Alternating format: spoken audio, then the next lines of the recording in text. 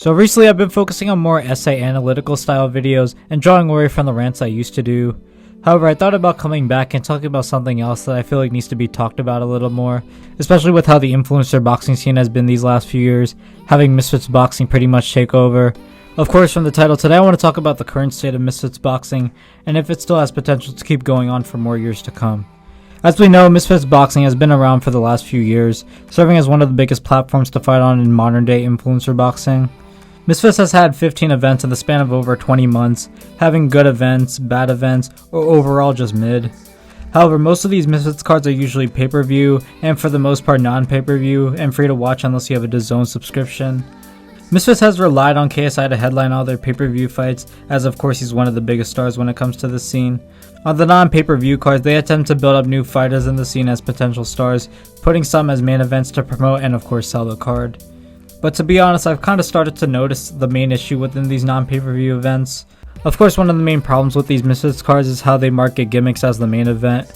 Misfits are quite notably known for some of their WWE-esque gimmicks like the mystery opponent, tag team, survivor tag, or even the 2v1 outnumbered match, which of course never happened.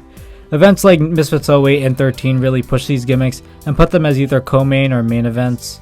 What's worse is some of these people in these main events aren't really even main event worthy in general. Even despite them fighting as gimmicks, my point still pretty much stands. Listen, it's not a bad thing that some of these new people are getting main events, because I feel like it has worked out on certain occasions. One great example would be Dean vs Waleed 1 on Misfits 03. The difference here was that Dean was already established, fought on Misfits 01, and had an incredible performance against Evil Hero. He had that potential star power, especially with Happy Punch backing him at the time. Waleed was also a skillful influencer who has fought and showed great potential. Their fight ended up being one of the best we've had in the scene and created a whole storyline building up to their potential rematch, which of course happened on the Prime card. Other than that, most of the other Misfits main events besides KSI have been either mediocre, lackluster, or just downright awful. In Misfits 08 and 13 in particular, I feel like there were people on the undercards that deserved to be main event compared to the people we got. The gimmicks also really didn't help as well. Now, I'm not saying get rid of the gimmicks altogether. You can still have them on the card, maybe somewhere lower on the undercard. You can still have tag teams and stuff on the card to make the event a little more entertaining to watch, but they aren't meant to be marketed as main events. In my opinion, the main event should just stick to the traditional 1v1 matches, especially with what happened with Misfits 13. One of the best fights on the card, Yeti Gang vs KK getting called off mid-fight, was just baffling. And I know this was due to the bomb thread, but I still feel like that fight would have saved the card somewhat. Then on top of that, Most Wanted pulling out of the main event last minute was even more of a letdown, as the main event ended up just being Fox G vs Evil Hero. However, I feel like Mams has kind of learned his lesson, especially from what happened with Misfits 13. He realized he made some mistakes with the making of this card, and claimed that he wanted to go back to basics for a little and recover Misfits stocks, as both Misfits 14 and 15 didn't really have any gimmick fights and were pretty much going back to their roots.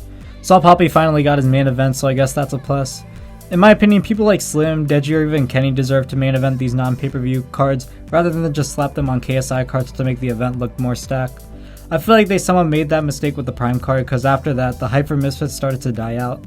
Building up these small creators on undercards of the already established names is the better move in my opinion. Even doing this could possibly give these already established people potential to become main events for the pay-per-view Misfits cards, but I do kind of like what they did with Saul Poppy in Misfits 14. Despite him coming back from 2 losses, I think it's a step in the right direction for Misfits if they want to continue thriving.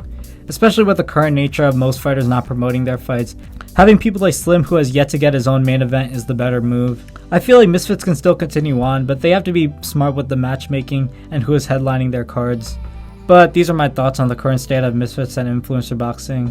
In the comments below, I want y'all to give your hot takes on the current state of Misfits boxing and your overall thoughts on how to improve it.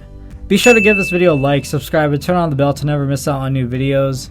As always, thank you guys so much for watching, and I am Mega Shadow, signing out. Peace.